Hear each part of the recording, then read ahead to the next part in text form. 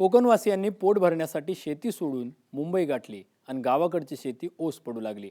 मजूर टंचाई हा कोकणातला शेतीसमोरील परवलीचा प्रश्न.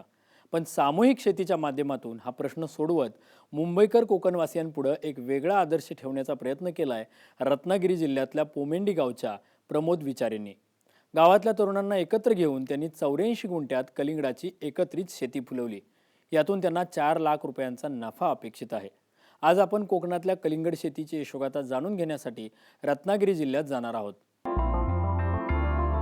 रत्नागिरी जिल्ह्यातल्या गुहागर तालुक्यात पोमेंडी नावाचं गाव आहे. या गावात प्रमोद विचाऱ्यांची शेती आहे.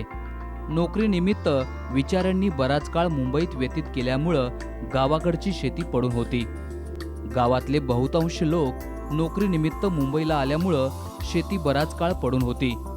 या पडीक शेतीनं विचारांना पुन्हा हिरवळीसाठी प्रेरणा दिली. लहान असताना मी असं नेहमी बघत होतो की गणपतीच्या दिवसांमध्ये वगैरे की संपूर्ण जमीन जी आहे गावातली ती शेतीने भरलेली असायची. कुणी भात शेती केली आहे, कुणी नाचणीची केली आहे, कुणी भुईमुग केला आहे, असं दिसायचं. कालांतराने काही वर्षांनंतर मला हा फरक प्रकर्षाने जाणवायला लागला की गावात कुणी शेतीच करत नाही आहेत. कुठेतरी एखादं शेत छोटंसं कुणीतरी केलेलं आहे. आणि हे बघितल्यानंतर फार दुःख होत होतं माझ्या मनाला. पण नोकरीत असल्यामुळे आणि मुंबईत असल्यामुळे गावी प्रत्यक्ष येऊन हे करणं काही शक्य नव्हतं.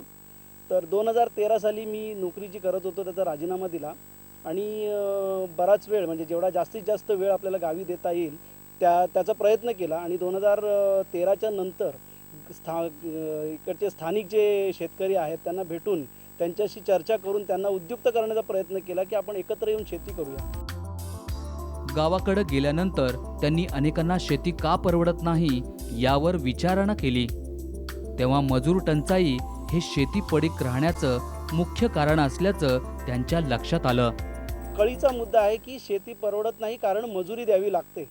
याच्यावरती जेव्हा मी विचार करण्याचा प्रयत्न केला आणि जेव्हा मी मुंबईला असताना वगैरे यूट्यूबवर या सगळ्या गोष्टी बघायचो, संपूर्ण भारतामध्ये राज्यामध्ये शेतीच्यामध्ये काय चालू आहे, तर त्यात एक गोष्ट मला जाणवली की जर सामूहिक पद्धतीने शेती केली तर लेबर 0 पैसे होतं. आणि तो विचार माझ्या मनामध्ये वाढत इतका गेला की मी इकडच्या लोकांना एकत्रित केलं. त्यांना सांगितलं की आपण एक प्रयोग म्हणून कलिंगडाची शेती करूया जी फक्त 90 दिवसांची आहे. तुमचे 90 दिवस मला द्या आणि आपण एकत्र करून ती शेती करून एक प्रयोग म्हणून करून बघूया की खरोखर आपल्याला शेती फायदा होतो की नाही होत, शेती आपल्याला परवडते की नाही परवडत. आणि त्यासाठी आम्ही सगळे एकत्र आलो. गावातील 3 तरुण जे यापूर्वीसुद्धा शेती करत होते आणि मी आणि अजित विचारे म्हणून आमच्या समृद्ध पोमेंडीचे अध्यक्ष आहेत ते, आणि आम्ही एकत्र आलो. आम्ही मीटिंग केली, याच्यावरती चर्चा केली आणि आम्ही ठरवलं की आपण हे करायचं म्हणून. मजूर टंचाईवर मात करण्यासाठी प्रमोद विचारेंनी गावातल्या 7 ते 8 तरुणांना एकत्र घेत पोमेंडी समृद्धी गटाची स्थापना केली. या गटानं पडीक शेती भाड्यानं घेऊन त्यावर पिकं घेण्याचा निर्धार केला. पहिल्याच वर्षी त्यांनी कलिंगडाचं पीक घेतलंय. ही कलिंगडाची लागवड केलेली आहे ती 84 गुंठ्यामध्ये केलेली आहे, ज्याला आम्ही ड्रिप इरिगेशन केलेलं आहे आणि सरी पद्धतीने आपण त्याच्यामध्ये ड्रिपचं नियोजन केलेलं आहे. या संपूर्ण एरियामध्ये एकूण 3200 खड्डे किंवा ज्याला अळी म्हटलं जातं ती केलेली आहेत. आणि ज्याच्यामध्ये प्रत्येकी 3 बिया आम्ही लावलेल्या आहेत. म्हणजे प्रत्येक अळीमध्ये 3 बिया 3 वेल त्या ठिकाणी आलेले आहेत. आणि प्रत्येक वेलीवरून माझी अपेक्षा अशी आहे की मला 10 किलो तरी उत्पन्न त्याच्यावरती मिळालं पाहिजे. कलिंगडाची शेती करण्यासाठी त्यांना कृषी विभागाची मोलाची मदत मिळाली आहे. भाताचं पीक निघाल्यानंतर शेत तयार करून त्यांनी कलिंगडाची लागवड ड्रीप तसंच आधुनिक तंत्रानं केली आहे. या संपूर्ण कलिंगडाच्या बागेचं नियोजन करत असताना जेव्हा आम्ही बी लावलं त्याच्यानंतर एक 15 दिवसाच्या अंतरात त्याची 2 पानं दिसायला लागतात. त्यावेळेला आम्ही इथ्रिल नावाचं औषधाची याच्यावरती फवारणी केली होती. ती यासाठी होती की नुसता वेल जास्त माजू नये म्हणून ती केली जाते. त्याच्या वाढीवरती नियंत्रण ठेवण्यात येतं. 2 पानांवरती ती केली, पुन्हा 4 पानं आल्यानंतर ती केली. त्यानंतर 15 दिवसानंतर कीटकनाशकाची फवारणी केली. परत त्याच्यानंतर 8 दिवसानंतर आम्ही खतं आणि त्यांना जी विटॅमिन्स वगैरे लागतात त्याची फवारणी केली. त्यानंतर एक साधारण 45 दिवसांनी याच्यावरती फुलं यायला लागतात. मग ती फुलं येण्याच्या जेव्हा आम्हाला एक दोन ठिकाणी दिसायला लागली की फुलं येत आहेत, त्यावेळी आम्ही फळमाशीचं नियोजन करण्यासाठी किंवा त्याच्यावरती नियंत्रण करण्यासाठी फळमाशीचे सापळे या ठिकाणी लावले, ज्याचा आम्हाला खूप फायदा झाला. जर तसं केलं नसतं, कारण एवढा संपूर्ण आमच्या मोठ्या प्लॉटवरती एक अर्धा ठिकाणी आम्हाला असं दिसून आलं की फळमाशीने डंख मारल्यामुळे आमचं ते फळ जे आहे ते वेड्यावाकड्या आकाराचं झालेलं आहे. येत्या काही दिवसात पोमेंडी समृद्धी गटाचं कलिंगडाचं उत्पादन हाती येईल. ते विकून विचारे आणि त्यांच्या समूहातल्या शेतकऱ्यांना किमान 4 लाख रुपयांचा नफा हाती मिळेल असा विश्वास वाटतोय. हे जे पीक आहे ते माझ्या अपेक्षेप्रमाणे 50 टन आलं पाहिजे आणि 50 टन फळ जेव्हा येईल आणि त्याची विक्री होईल त्यावेळेला साधारणपणे एक 5 ते 6 लाखाचा हा टोटल टर्नओव्हर होईल अशी अपेक्षा आहे. आणि ज्याच्यासाठी आम्ही सगळ्यांनी मिळून 1 लाख रुपये या ठिकाणी खर्च केलेले आहेत. मग ते ड्रिप इरिगेशनला असतील, खताला असतील, फवारणीसाठी असतील, बियाण्यासाठी असतील आणि या प्लॉटच्या वाटला जो आम्ही कपडा लावलेला आपल्याला दिसत असेल तर तो त्या कपड्यासाठी असेल. असे एकूण 1 लाखभर रुपये आम्ही खर्च केलेत आणि 5 ते 6 लाख रुपये आम्हाला उत्पन्नाची अपेक्षा आहे आणि त्यातून खर्च वजा जाता 4 ते 5 लाख रुपये आम्हाला नफा नक्की होईल अशी आशा आहे. पोमेंडीकरांना पहिल्याच प्रयत्नात बऱ्यापैकी यश मिळाल्यानं त्यांना एकीच्या बळाचे फायदे लक्षात आलेत. प्रमोद यांच्या विचारांना त्यांचे मित्र अजित यांनी देखील समर्थन दिलंय.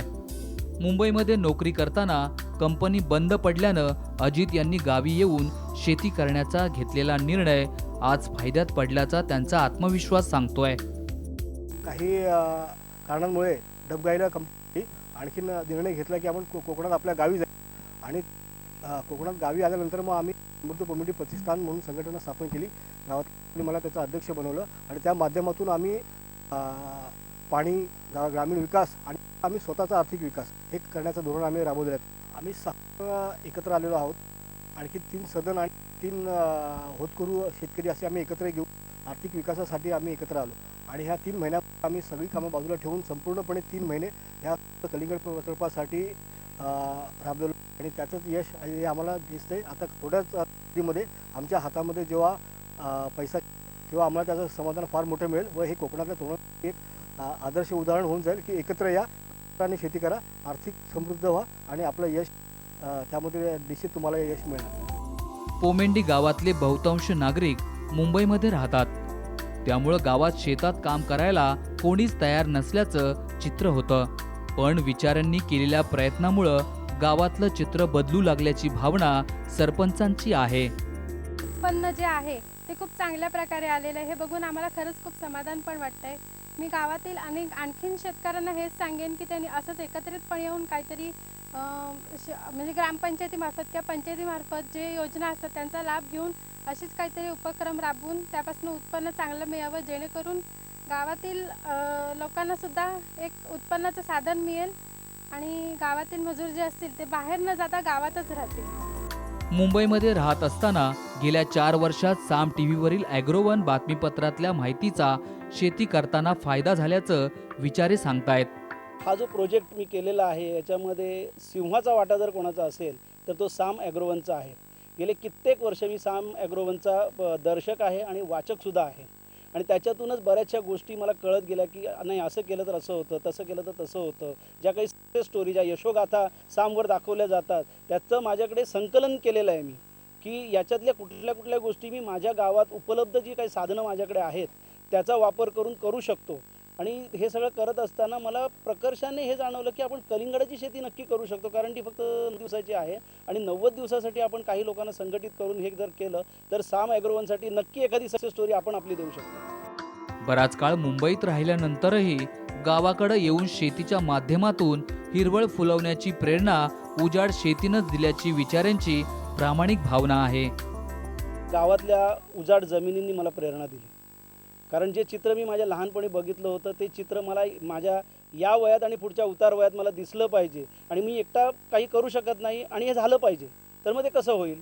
मग लोकांना एकत्र आणलं पाहिजे हा विचार माझ्या मनात आला आणि म्हणून मी लोकांना एकत्र करण्याचा प्रयत्न केला आणि आज हा आमचा पहिला पायलट प्रोजेक्ट आहे या गावामधला आणि मला नक्की आहे की या गावामध्ये असे प्रोजेक्ट आणखीन 50 तरी कमीत कमी होतील येणाऱ्या काळामध्ये आणि मुंबईमधून मुंबई म्हणा, पुणे म्हणा, रत्नागिरी म्हणा, कोल्हापूर म्हणा, जिथे जी शहरं आहेत आणि जिथे कलिंगडाची विक्री मोठ्या प्रमाणात होते, तिकडचे व्यापारी जर कधी कलिंगड लागलं तर त्यांना एकच वाटलं पाहिजे की चला पोमेंडीत जाऊया, आपल्याला कलिंगड नक्की मिळेल.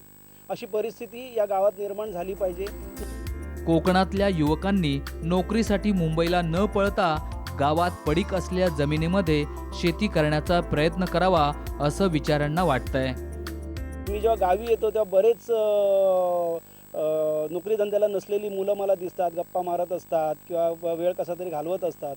तर तो वेळ जर त्यांनी शेतीसाठी दिला तर नक्की स्वतःसाठी काहीतरी करू शकतील असं मला खास करून वाटत असेल. आणि त्या दृष्टीने मी असं तरुणांना सांगेन की ही जी कॅश क्रॉप्स आहेत, मग त्याच्यामध्ये मिरची असेल, भेंडी असेल, टोमॅटो असेल, कलिंगड असेल किंवा भुईमुग असेल, भुईमुगालासुद्धा 3 ते 4 महिने लागतात. तर ही जी पिकं आहेत ही जर तुम्ही केली, त्याच्यासाठी लागणारी जी काही मेहनत आहे ती केलीत, तर नक्की तुम्हाला मुंबईला जाण्याची काही गरज नाही. उद्या मुंबईतली माणसं तुमच्याकडे आवासून बघतील, अशी परिस्थिती तुम्ही इथे निर्माण करू शकता. प्रमोद विचारांसारख्या मुंबईत वावरलेल्या कोकणी तरुणांनी कोकणच्या मातीचं चित्र बदलवण्याचं पाहिलेलं स्वप्न असंख्य मुंबईकर कोकणवासियांना गावाकडं आणि पर्यायानं शेतीकडं येण्यासाठी प्रेरणा देईल यात शंका नाही. रत्नागिरीहून दीपक भागवतसह संदीप भुजबळ, साम टीव्ही, मुंबई.